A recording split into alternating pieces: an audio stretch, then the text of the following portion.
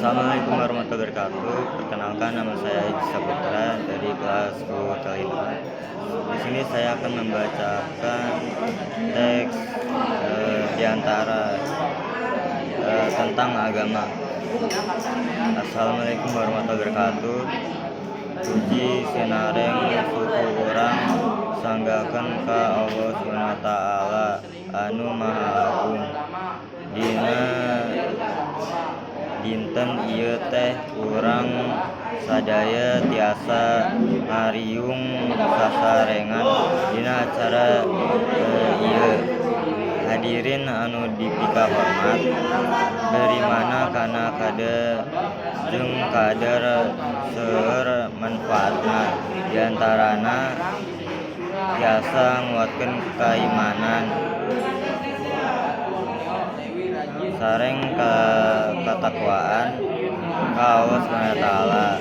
Selain ti eta bisa oge ngadarkeun urang mun sagala perkara atawa kejadian nu aya bumi ieu teh tos diatur ku Allah SWT, matak ayana kada jeung kadar ieu teh bisa numbuhkeun kateguhan hate sareng kasabaran urang.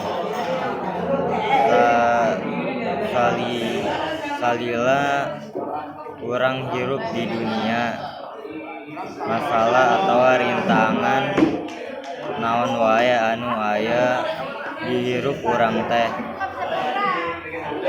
marupakeun katetepan ti Allah SWT. Jadi urang teh kudu tawakal.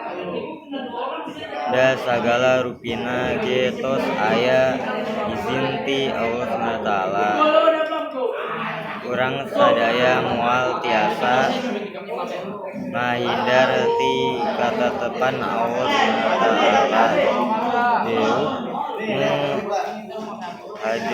Deuk nu goreng sadayana tos diatur kumaha kawasa. Iman kana kada jeung kada ieu oge bisa numbuhkeun kanikmatan ti Allah SWT sareng ngedorong urang bersyukur ka Allah SWT. Salawasna sakieu heula pidato ti abdi. Upami aya cariosan anu merena di hate abdi nuhunkeun dihapunten. Wassalamualaikum warahmatullahi wabarakatuh.